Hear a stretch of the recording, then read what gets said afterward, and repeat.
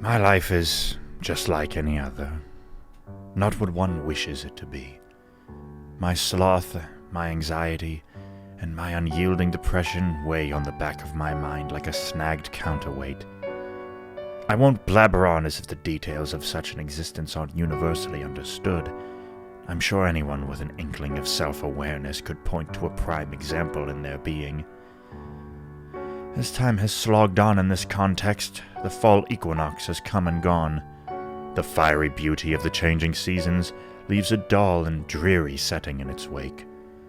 Simultaneously, I have begun to crave isolation, a space in my day without a bore to deprive me of both company and solitude. The woods behind my cheap apartment are a worthy spot as any other. The faded brown surroundings provide little stimulation, a perfect repellent to those very bores I mention, grasping at the first distraction that catches their eye.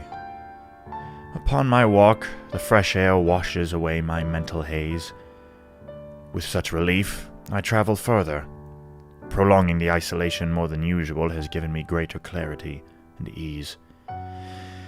Yet, it isn't enough to fill my heart with any worthwhile meaning. A mindless game or piece of entertainment could easily provide the same escapism. Then, grabbing my attention, like an epiphany bursting from my unconscious, a gravitational pull draws me off the beaten path and stumbling toward a deep, dirty pit, packed with terrible brambles, thick and spiny, a death sentence to the soft and impulsive such as I, until I found myself blinded by a bright, effervescent light. My mind, constantly searching for soft and familiar comfort, was set suddenly ablaze by the sight of this undeniable perfection, concealed by the brambles, all alone at the bottom of this chasm, ripe for the taking for me, and me alone. The golden rays penetrate like rapiers through the brambles. In awe of their vibrancy, my face becomes drenched in salty tears as I gaze through the spaces between the wicked branches. So deep and so far, yet so close, buried under that which pierces my psyche with an existential dread. Only through, with the starvation of a glutton and the tenacity of a prideful lion, can I attain that which pulls me. But what is it? This indescribable treasure? Why does it rest here, of all places? The gaping jaws of this unsightly pit make the hairs on my arms stand and my spine shiver, though somehow the dusty, neglected corners of my psychology have sprung to life at the sight of this challenge, calling me to throw myself into the chasm not to die, but to be reborn. The great and treacherous maw of this pit cuts through my pristine skin, driving me to scream bloody murder as I retreat.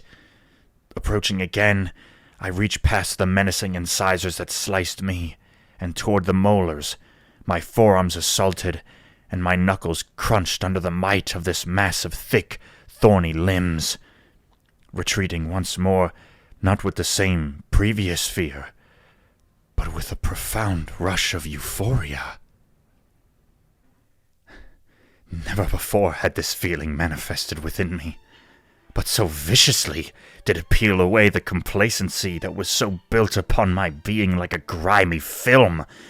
With such a blight lifted off my back, and with deep and concentrated breaths, I plunge my arms into the brambles once more, elbow deep in prickly pain as I cultivate an unwavering determination to reach this precious, criminally ignored beauty.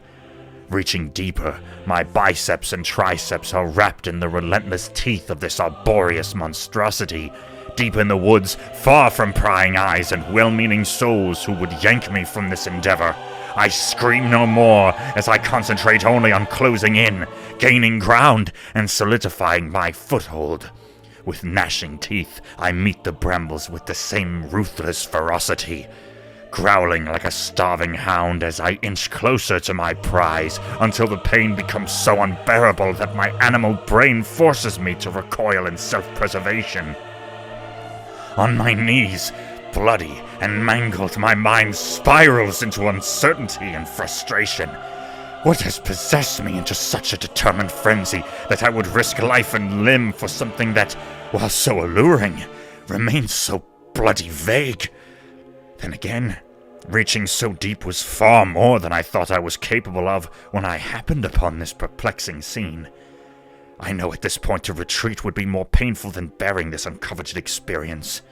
Whatever the motive, it has dropped into my subconscious and taken root within my soul.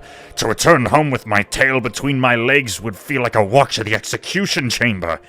And so, I approach once more with nowhere to go but deep inside my neglected tenacity. As the thorns latch to my shoulders like lampreys, I meet the brambles with tongue and cheek as they carve deep gashes in my temples, pulling on my eye sockets. But no matter, I do not wish to take my eyes off the glorious reward that lay in the belly of this merciless beast, which now clamps down on my torso from all sides. Deeper and deeper I claw, drowning in the falls of my own blood, sweat, and tears, which now pool at the bottom of this wretched chasm, lifting the prize like a ship on a rising tide, slowly and finally into my grasp. And with the scream of a soul-surviving warrior on the battlefield, with the radiant peace held tightly in my clutches, I retract with all my might and feel every atom of my flesh ripped from my skeleton. Left behind, mangled in the branches, all recognizable features of my being traded in exchange for my incomparable prize. I weep, gazing upon its glory with unparalleled ecstasy, as it meets my twisted glare with my own eyes.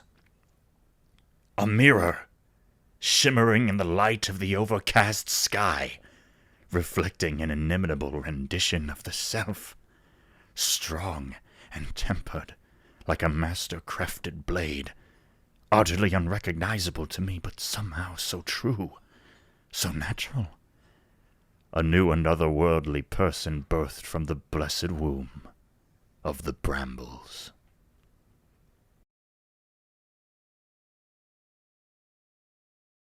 Thank you for listening. If you enjoyed this short story, please be sure to like and subscribe for more. And, while you're at it, why not share this story with a dear friend, a significant other, or even an esteemed rival?